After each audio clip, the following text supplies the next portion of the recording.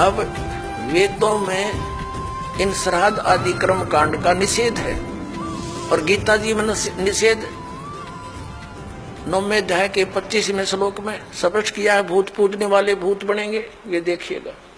Shrimad Bhagavad Gita, Gita press Gorakhpur से प्रकाशित है। जयदयाल गोविंद का इसके अनुवादक है। ये है अध्याय नंबर 9 श्रीमद् भगवद गीता, श्लोक नंबर 25।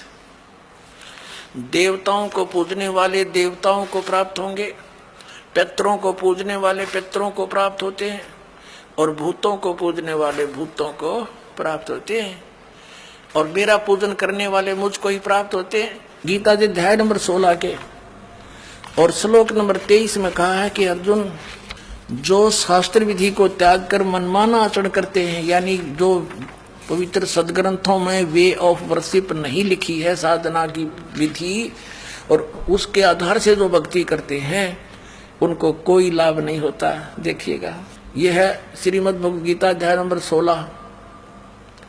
श्रीमद् भगवद गीता अध्याय 16 का श्लोक नंबर 23। जो पुरुष शास्त्र विधि को त्याग कर अपनी इच्छा से मनमाना आचरण करता है, वह न तो सिद्धि को प्राप्त होता है, न परम गति को और न सुख को ही। 24वें श्लोक में 16वें अध्याय के में कहा है, इससे तेरे लिए कर्तव्य और अकर्तव्य की अवस्था में जो कर्म करने चाहिए भक्ति के, जो ना करने चाहिए, शास्त्र ही प्रमाण है। किसी की दंत कथा पर विश्वास मत करना। ऐसा जानकर शास्त्र विधि से नियत यानी शास्त्र अनुकूल कर्म ही करने योग्य हैं, यानी और कर्म नहीं करना। जो गीता में लिखा वही मंत्र जाप करना, उतनी ही क्रिया करना। अब ये श्राद्ध कितना आगे फिर अब आपको दिखाते हैं झलक पुराणों में क्या लिखा है। एक मार्कंडेय पुराण है। एक रुचि नाम के ब्राह्मण थे, ऋषि, और उसने वेदों को समझा पढ़ा कि मनुष्य जीवन, ये ज्ञानी आत्मा थे कि मनुष्य जीवन केवल मोक्ष प्राप्ति के लिए प्राप्त होता है। इसलिए उसने ना तो विवाह कराया, ब्रह्मचारी पद पर रहते हुए 40 वर्ष की उम्र हो गई थी और अपना जंगल में वन में रहता था, कोई मकान झोंपड़ी भी नहीं डाल रखी थी। ये सोच करके मोक्ष प्राप्ति करानी है और ना क्या संग्रह करना है, 2 दिन का जीवन है। अब वो वेदों अनुसार साधना कर रहा था, रुचि ऋषि, और उसके जो पिताजी, दादाजी, परदादाजी, चौथा दादाजी वो मर चुके थे, वह भूत बन रहे थे, और वह भी ऋषि थे, ब्राह्मण थे। उनने भी ये कर्मकांड करे और करवाए थे, तो भूता बनेंगे वह। तो वो चारों दिखाई दिए और कहा, बेटा तूने विवाह क्यों नहीं करवाया? विवाह करवा के तुम हमारा श्राद्ध करता है और हमारी गति हो जाती। अब रुचि कहने लगा कि पितामह, वेद में तो ये मना कर रखा है, ये श्राद्ध श्रुद्ध निकालना, ये कर्मकांड करना, ये तो मूर्खों का मार्ग है। और वो पितर भी कहते हैं, बेटा है तो ऐसा ही, इसमें कोई संदेह नहीं, मिथ्या नहीं है, सच्चाई है। लेकिन हमारा क्या होगा? एक तुम बाढ़ में जाओ, थारा क्या होगा? आप मरे, अरे पुत्र और मरवाने के लिए तैयार करे। या देखो मार्कंडेय पुराण, ये गीता प्रेस गोरखपुर से प्रकाशित है। ये गीता प्रेस गोरखपुर से प्रकाशित है। ये 242 पृष्ठ पे संक्षिप्त मार्कंडेय पुराण, रोच्य मुनि की उत्पत्ति कथा।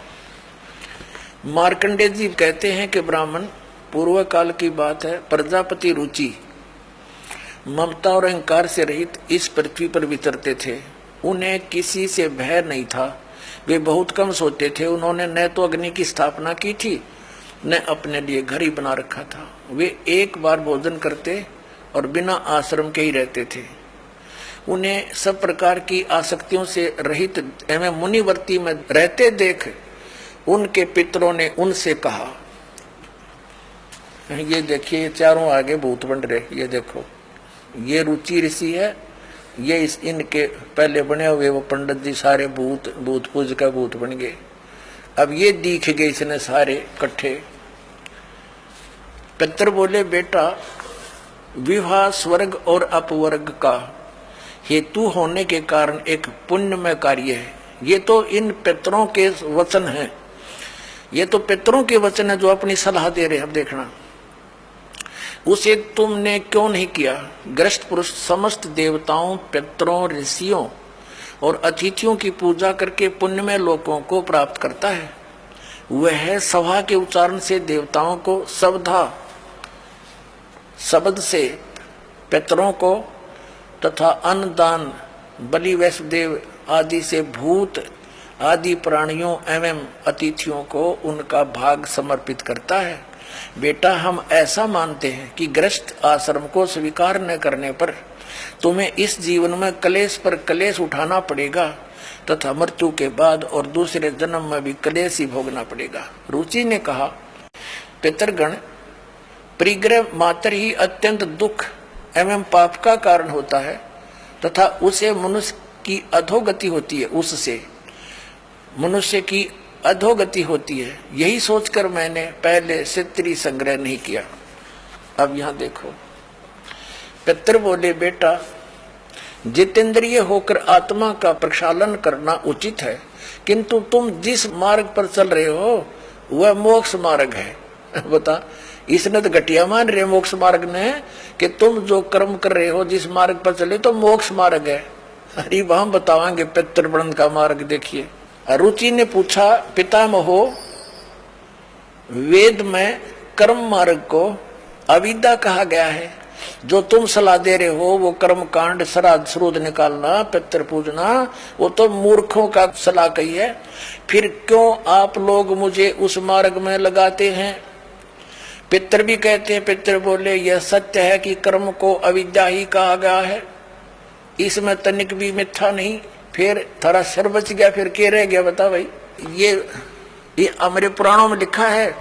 अब इस बात को पितर भी मानते हैं कि आप जो साधना करें तो मोक्ष मार्ग है, और आप फिर उसको सलाह दे रहे हैं भूत पूज, श्राद्ध निकाल, ब्याह करवा, और यो नरक मार्ग है।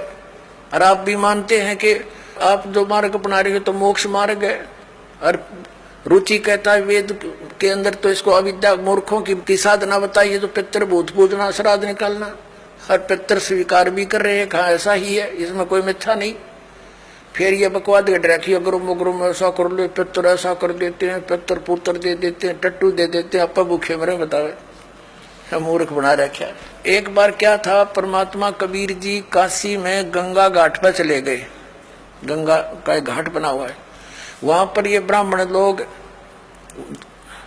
सूर्य को, यानी ऐसे सूर्य की तरफ मुंह करके गंगा से जल उठावें और वहीं डाल दें। कबीर साहब बढ़कर उसमें गंगा में घुटनों पानी में और ऐसे नौकरन लगे गंगा के जल को, पटरी पर फेंक रहे पूरी स्पीड तक।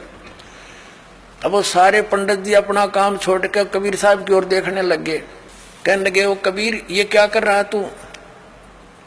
कबीर जी बोले, आप क्या कर रहे हो? मैंने ना पूछा, तुम क्यों पूछ रहे हो मेरे से? पहले आप बताओ आप क्या कर रहे हो? कि हम अपने पितरों को स्वर्ग में जल भेज रहे हैं। ये हम यहाँ जल डाल रहे हैं ना, ऐसे मंत्र बोलकर, ऐसे सूर्य की तरफ मुकर के, ये वहां स्वर्ग में हमारे भूखे प्यासे पितरों को जल प्राप्त होगा। परमात्मा बोला, मैंने एक बगीची लगा रखी अपनी झोपड़ी के आगे, और मैं उस झोपड़ी को उस बगीची को सींच रहा हूं। फिर मंड के करड़े हो गए। तो वो कहने लगे, रे बोले आदमी, इतनी दूर कैसे जाएगा जल? ये तो यहीं पड़ा है।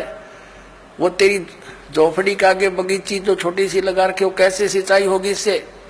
कि एक लाखों किलोमीटर दूर, मील दूर तुम्हारे पितरों को स्वर्ग में ये पानी मिल सकता है, तो ये 2 किलोमीटर पर क्या दिक्कत आएगी इसको? तो उनकी चौंध टूट गई। पंडित जी ने फिर अपना गलती स्वीकार की, मालिक की शरण ग्रहण करी।